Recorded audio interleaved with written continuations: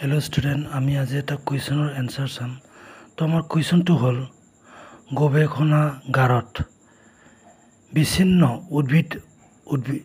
উদ্ভিদাংশৰ প্ৰৱৰ্তন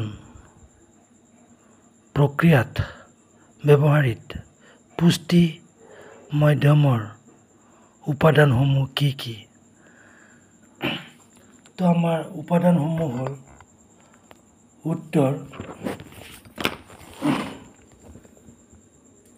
গৱেষণাগাৰত বিচ্ছিন্ন উদ্ভিদাংশৰ প্ৰৱৰ্তন প্ৰক্ৰিয়াত ব্যৱহৃত পুষ্টি মাধ্যমৰ উপাদানসমূহ হ'ল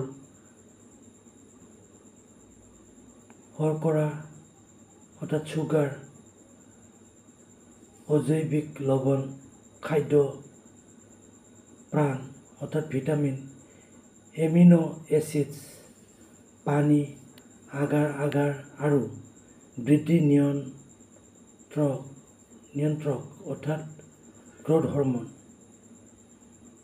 দ্ৰব্য যেনে অক্সিন আৰু জিবাৰ্লিন। এতিয়া এনচাৰটো ধুনীয়াকৈ লিখি লোৱা।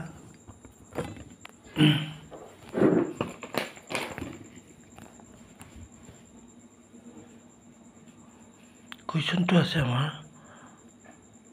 গৱেষণাগাৰত বিচ্ছিন্ন উদ্ভিদাংশ প্ৰৱৰ্তন প্ৰক্ৰিয়াত ব্যৱহৃত পুষ্টি মাধ্যমৰ উপাদানসমূহ কি কি?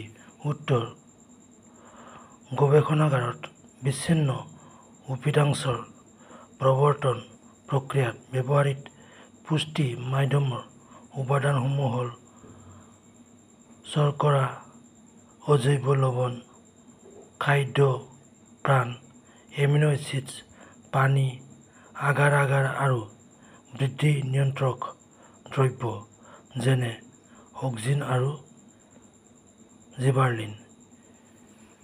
সেই মাধ্যমসমূহ ব্যৱহাৰ কৰি আমি পৰীক্ষানলীত